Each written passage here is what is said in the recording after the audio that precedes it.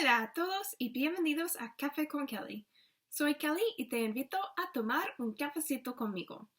En este episodio vamos a hacer algo diferente. En vez de tomar un cafecito, vamos a leer una lectura corta que se llama A Telltale Heart por Edgar Allan Poe. ¿Tienes tu taza? Empecemos.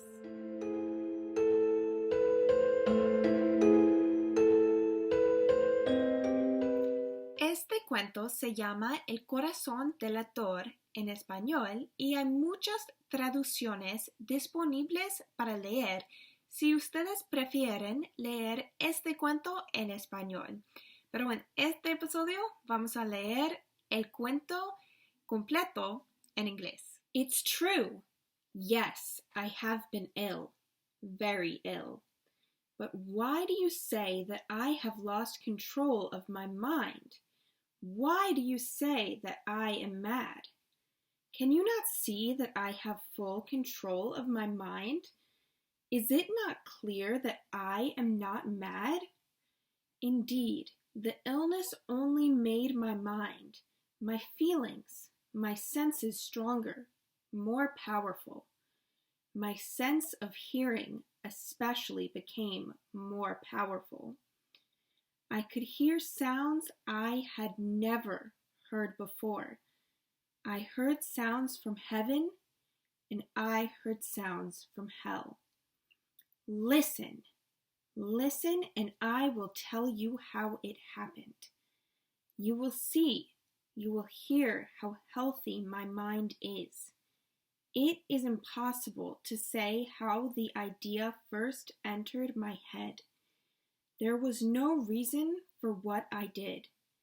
I did not hate the old man. I even loved him.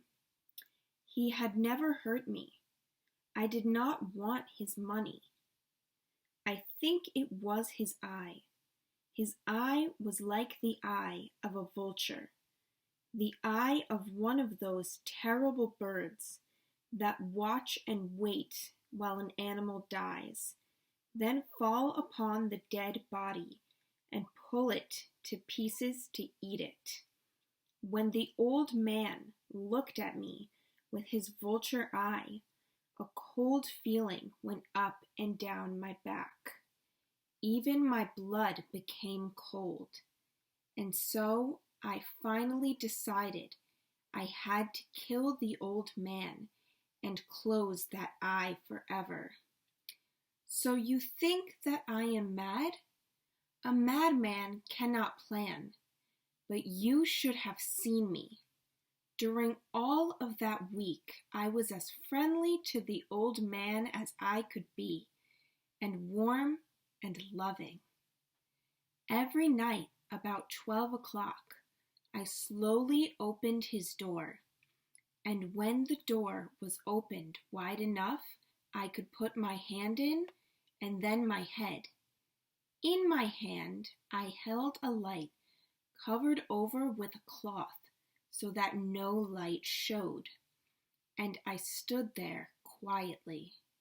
Then, carefully, I lifted the cloth just a little so that a single thin, small light fell across that eye. For 7 nights I did this. 7 long nights, every night at midnight. Always the eye was closed, so it was impossible for me to do the work. For it was not the old man I felt I had to kill. It was the eye, his evil eye. And every morning I went to his room, and with a warm, friendly voice, I asked him how he had slept. He could not guess that every night, just at 12, I looked at him as he slept. The 8th night, I was more than usually careful as I opened the door. The hands of a clock move more quickly than did my hand. Never before had I felt so strongly my own power I was now sure of success. The old man was lying there, not dreaming that I was at his door. Suddenly, he moved in his bed. You may think I became afraid, but no. The darkness in his room was thick and black. I knew he could not see the opening of the door. I continued to push the door, slowly, softly. I put in my head. I put in my hand with the covered light. Suddenly, the old man sat straight up in bed and cried, "Who's there?" I stood quite still. For a whole hour I did not move, nor did I hear him again lie down in his bed. He just sat there, listening. Then I heard a sound, a low cry of fear which escaped from the old man. Now I knew that he was sitting up in his bed, filled with fear. I knew that he knew that I was there. He did not see me there. He could not hear me there. He felt me there. Now he knew that death was standing there.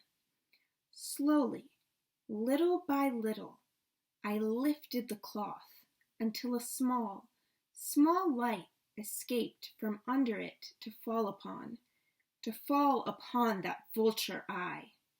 It was open, wide open, and my anger increased as it looked straight at me.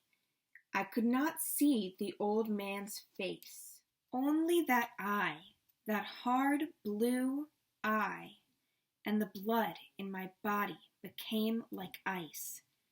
Have I not told you that my hearing had become unusually strong? Now I could hear a quick, low, soft sound, like the sound of a clock heard through a wall. It was the beating of the old man's heart. I tried to stand quietly, but the sound grew louder. The old man's fear must have been great indeed. And as the sound grew louder, my anger became greater and more painful. But it was more than anger. In the quiet night, in the dark silence of the bedroom, my anger became fear, for the heart was beating so loudly that I was sure someone must hear. The time had come. I rushed into the room, crying, "Die! Die!" The old man gave a loud cry of fear as I fell upon him and held the bed covers tightly over his head. Still his heart was beating, but I smiled as I felt that success was near. For many minutes that heart continued to beat, but at last the beating stopped. The old man was dead. I took away the bed covers and held my ear over his heart. There was no sound.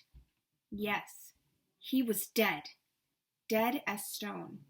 His eye would trouble me no more. So I am mad, you say? You should have seen how careful I was to put the body where no one could find it.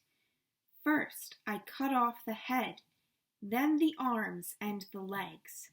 I was careful not to let a single drop of blood fall on the floor.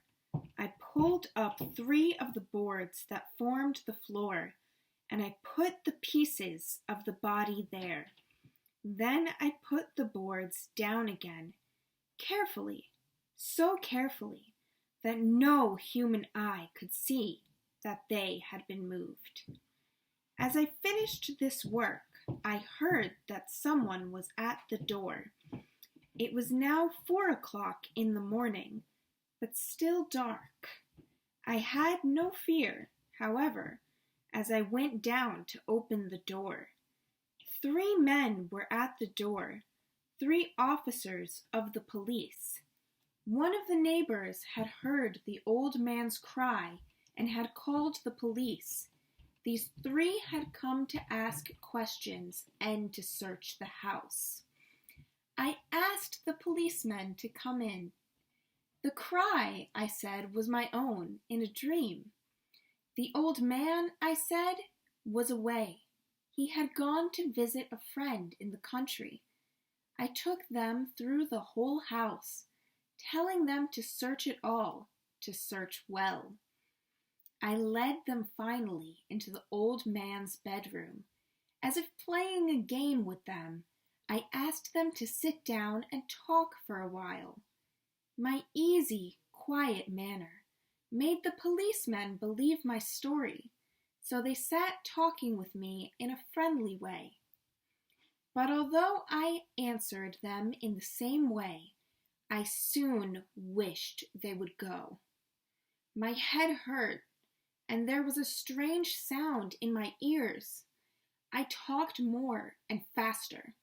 The sound became clearer, and they sat and talked. Suddenly, I knew that the sound was not in my ears. It was not just inside my head. At that moment, I must have become quite white. I talked still faster and louder, and the sound, too, became louder. It was a quick, low, soft sound, like the sound of a clock heard through a wall, a sound I knew well. Louder it became, and louder. Why did the men not go? Louder, louder. I stood up and walked quickly around the room. I pushed my chair across the floor to make more noise, to cover that terrible sound. I talked even louder, and still the men sat and talked and smiled. Was it possible that they could not hear? No, they heard. I was certain of it. They knew. Now it was they who were playing a game with me. I was suffering more than I could bear, from their smiles and from that sound. Louder, louder, louder! Suddenly I could bear it no longer. I pointed at the boards and cried, "Yes, yes, I killed him. Pull up the boards and you shall see. I killed him. But why does his heart not stop beating? Why does it not stop?" ¡Qué intenso fue eso! Muchas gracias por estar aquí y por tomar un cafecito conmigo hoy. No olvides seguirme en Instagram a cafe.com.kelly para más consejos. Asegúrate de suscribirte y darle clic a la campana para activar las notificaciones. Nos vemos el próximo domingo a las 10 de la mañana para que te tomes otro cafecito conmigo.